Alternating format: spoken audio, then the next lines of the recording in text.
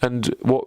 This is probably a little bit more of a sensitive question, but what are your memories of the war? Did you go over to the mainland, or did you stay? Because my dad, I was born on May 80, and my dad was from Wiltshire.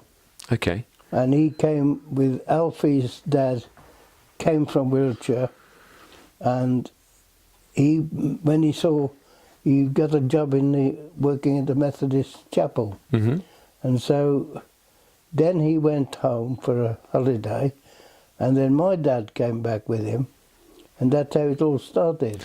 That's how. And when they built the Maslin Harbour, the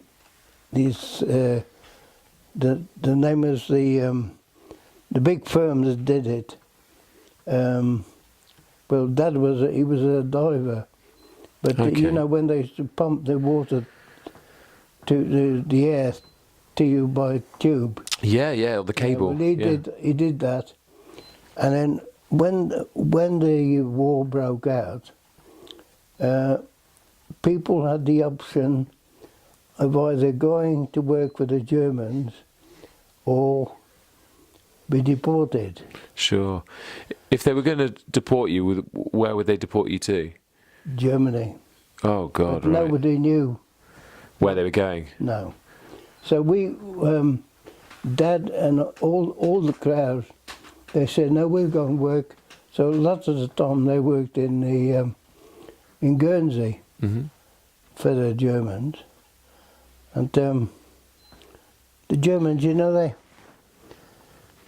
really, when I was born at that particular time, but you'd never seen lorries or cars or things, and the Germans had that in Sark. Kugelwagens and things like that. And I'll tell you what, you know, we never seen that, and I mean we didn't see how important it was. It was nothing to us really.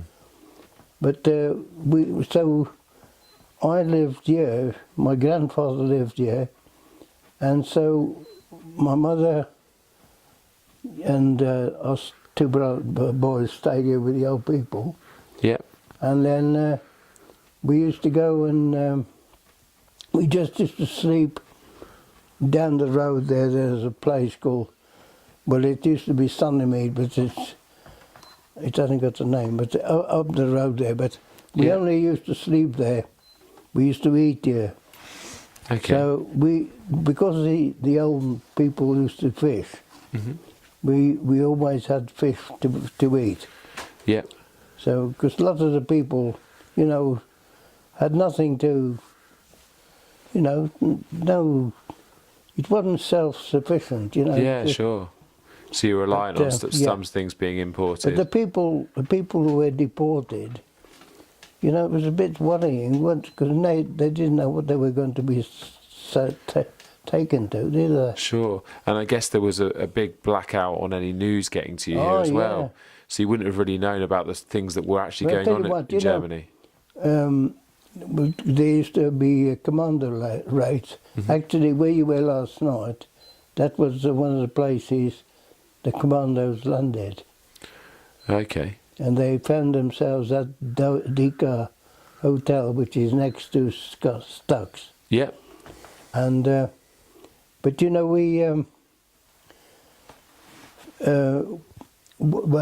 had a crystal set, and we used to listen to the news.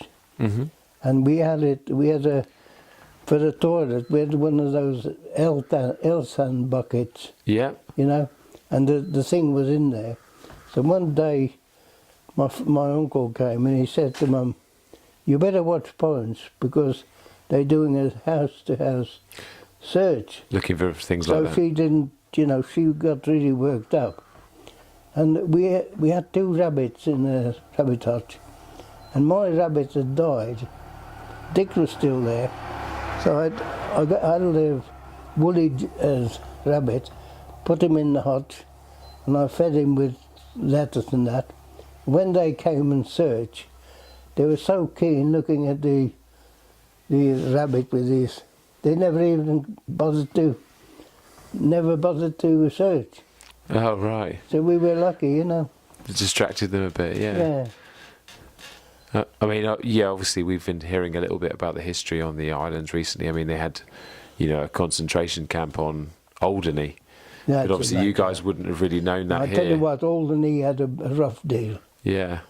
Lots of people were killed. I've been over there. It's covered in forts and bunkers and things like that. It was really heavily fortified. Yeah. I've never been. They say it's a lovely island. It's beautiful, yeah. It's sort of a mix of this one and Herm. It's a similar size of this, but they've got a lot of sandy beaches as well. Yeah. And then also a lot of rocky cliffs. It's an interesting place. You haven't been to Little Sark? I haven't, no. No. Not. We're supposed to. Next time you come, you'd have to go. We might get time. We've got one full day tomorrow to do what we can. So we'll have a look round and. You've got such a long walk down there. Yeah, we've got one bike with us, but go on. Yeah, I mean, what does the other one do? Well, exactly. So it is a long old walk. But I saw you go the first day you had. I saw all the rods. Oh right, yeah. I said to Sue, I reckon they're good boys for fishing. Yeah, no, we've got. I thought about you come from Jersey because there's a couple of boys. They've been coming every year, and it's always bream. They fish. Oh right. Well, we're doing some work for a magazine called Black Tide Fishing, and basically the magazine goes UK wide and also covers Ireland. So we're sort of going to different places every month. We're featuring those places and really showing how good the fishing can be at some places in the UK. And